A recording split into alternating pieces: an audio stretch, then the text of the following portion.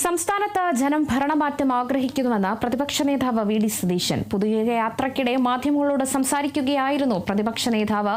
ഇടതുമുന്നണി ശിഥിലീകരം ആവുകയാണ്. അതേസമയം മുൻ മുഖ്യമന്ത്രി വി എസ് അച്യുതാനന്ദന്റെ പേഴ്സണൽ സ്റ്റാഫ് എ സുരേഷിനെ മലമ്പുഴയിൽ മത്സരിപ്പിക്കുന്നതിൽ തീരുമാനം ഉചിത സമയത്ത് പറയുമെന്നും പ്രതിപക്ഷ നേതാവ് പറഞ്ഞു. പൊതുരംഗത്ത് നിൽക്കുന്ന ആളുകളെ വിമർശിക്കപ്പെടും.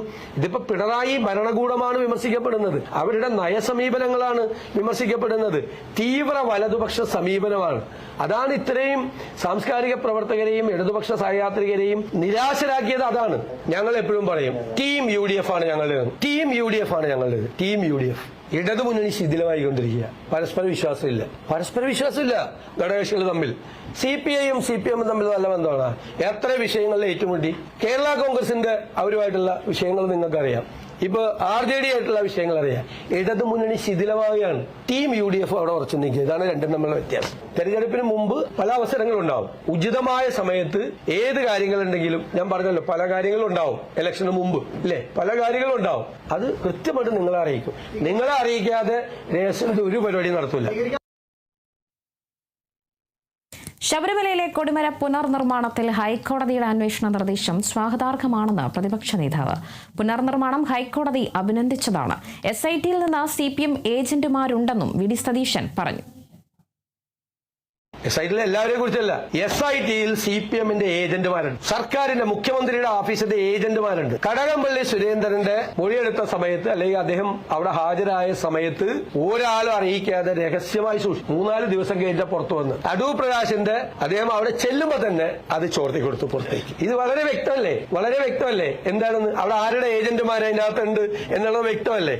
ഇനി കൊടിമരത്തിന്റെ കാലത്ത് ഹൈക്കോടതിയുടെ വിധിയുണ്ട്, അതിനെ അപ്രീഷിയേറ്റ് ചെയ്യുന്നുണ്ട്. ഹൈക്കോടതിയുടെ അഡ്വക്കേറ്റ് കമ്മീഷണറുടെ സാന്നിധ്യത്തിലാണ് എല്ലാ നടപടിക്രമങ്ങളും പൂർത്തിയാക്കിയത്. എന്നിട്ട് ഹൈക്കോടതി വെച്ച അഡ്വക്കേറ്റ് കമ്മീഷണർ ഹൈക്കോടതിയിൽ റിപ്പോർട്ട് കൊടുത്തു, എന്തൊക്കെയാണ് നടന്നത്, എന്തെല്ലാം കാര്യങ്ങളാണ് ചെയ്തത്. എന്നിട്ട് ഹൈക്കോടതി ഈ അഡ്വക്കേറ്റ് കമ്മീഷണറെയും അവിടെ നടന്ന നടപടിക്രമങ്ങളെയും അഭിനന്ദിച്ചുകൊണ്ടുള്ള കോടതി വിധിയും കൂടിയുണ്ട്. വയനാട്ടിൽ ദുരന്തബാധിതർക്കായി കോൺഗ്രസ് നിർമ്മിക്കുന്ന വീടുകളുടെ തറക്കല്ലിടൽ ഉടൻ ഉണ്ടാകുമെന്ന് പ്രതിപക്ഷ നേതാവ് വി ഡി സതീശൻ. സർക്കാരിന്റെ പുനരധിവാസം എവിടെ വരെയായെന്ന് ചോദിച്ച പ്രതിപക്ഷ നേതാവ് ദുരന്തബാധിതർക്ക് ചികിത്സയ്ക്ക് പോലും സഹായമില്ലെന്നും ആരോപിച്ചു. ഞങ്ങൾ ആദ്യത്തെ ഘട്ടം സ്ഥലം എടുത്തു, 3.5 ഏക്കർ സ്ഥലം എടുത്തു. ഇനി അടുത്ത ഒരു സ്ഥലം കൂടി അതിനോടനുബന്ധിച്ച് തന്നെ അതിന്റെ നടപടിക്രമങ്ങൾ പൂർത്തിയായി ഉടനെ രജിസ്ട്രേഷൻ നടക്കും. രജിസ്ട്രേഷൻ നടന്നു കഴിഞ്ഞാൽ ഉടൻ തന്നെ അവിടെ തറക്കല്ലിട്ട് അവിടുത്തെ നിർമ്മാണ പ്രവർത്തനങ്ങൾ തുടങ്ങും. എന്തായാലും ഈ ഭൂമി മേടിക്കണം ഞങ്ങളുടെ ഓഫീസ് പണിയാനല്ലോ, വീട് വയ്ക്കാനാണല്ലോ.